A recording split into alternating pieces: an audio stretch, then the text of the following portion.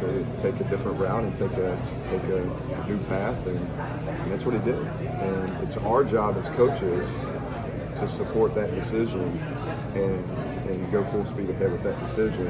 And then it's the job of the players to support obviously the head coach's decision, but support the assistant coaches in that same decision and making it go.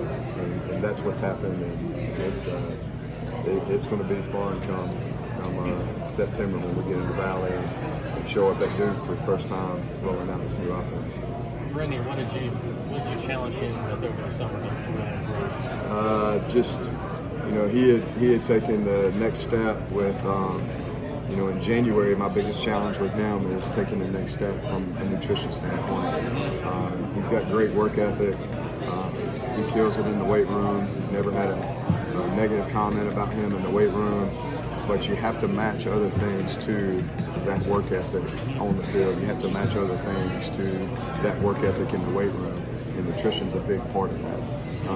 So I'm just extremely proud of him for accepting the challenge and doing something about it, and that's what he's done. And, he looks totally different right now than he looked 365 days ago when we were having the same conversation. So he got a big year ahead of him, and I'm looking forward to being part of it.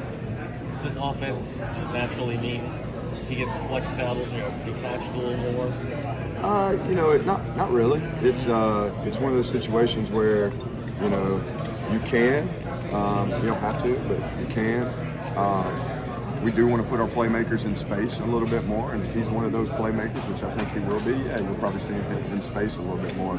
But the beauty of this system is you don't have to recreate the wheel every week. You're just mixing and matching personnel to get the best, matchups against the defense's weakness. And if that means we need to take a tight end and flex him out more this week, then we can do that and not change our plays, not change our concepts, not change the quarterback's read. And then the flip side of it, if this week or this play or this drive means he needs to be more in the box, then we'll put him more in the box and play football there. But and that goes for all our tight ends, not just Brennan. All our tight ends have to. Tight end's a very difficult position to play, and it's a difficult position to recruit because they have to have a skill set like a receiver, but they have to have the physicality and the mindset of an offensive lineman in the run game and protection. So it's one of those things where you're out there trying to find, they're tough to find sometimes, especially difference makers, and that's what that room brings to the table right now. We got some different guys in there that can do some different things. We can mix and match that with the wide receiver room that we got, and obviously the running back room that we got. Find our best matchups each week and try to exploit it. You haven't had a chance to work with them yet, but two new guys come in this summer. Yep. Any returns you picked up specifically on? They look the part. I can say that. They look the part. These are two good-looking kids. They do not look like 18-year-old, freshly graduated from high school dudes. But like I said, I've heard great things about them, and the way they're still trying to, they're drowning a little bit right now, trying to figure out how to swim. You drop them into the academic side, you drop them into the weight room side. They all work out and they think they're ready. And this is any freshman coming in. They beg to have a workout plan and they beg to have all this stuff, and you're like, dude, you'll figure it out when you get here, trust me. So they're still figuring out their workouts before they got here. It's not the same as working out with Batson and the boys. So, but I'm very pleased with what I've heard so far.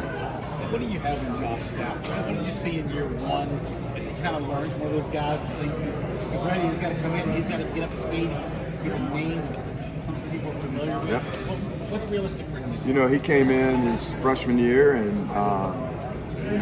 he was a typical freshman, had to learn how to be a college football player and how to train. And, so he went through Power Hour and did a really good job with Power Hour and trimmed up his body some and got stronger. And for him, my challenge to him is to take the next step. You're not a freshman anymore. In my eyes, you're not a freshman anymore. So take the next step, and the biggest part of that is taking the next step in accountability. And taking the next step in,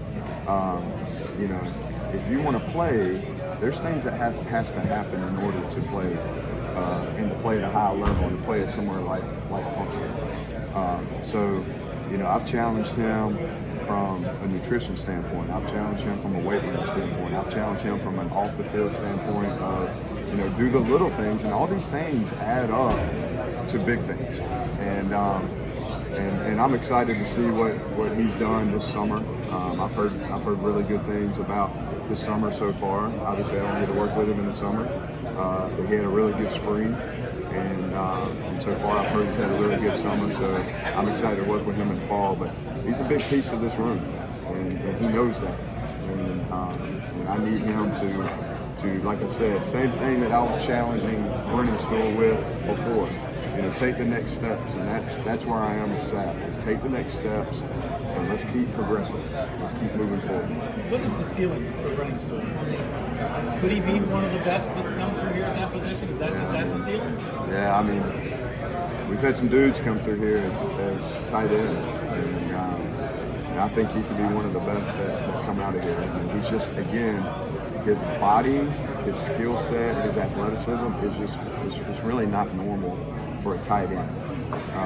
So, you know, he is just, his mindset, his mentality, it's just like there's been a switch that's flipped in the last 6 months or so, and I'm just really excited to get back on the field with him and work with him and the rest of the guys. Sage has done a great job in getting ready, and those two guys right there are a big piece of the puzzle and how we're going to carve things up this year offensively.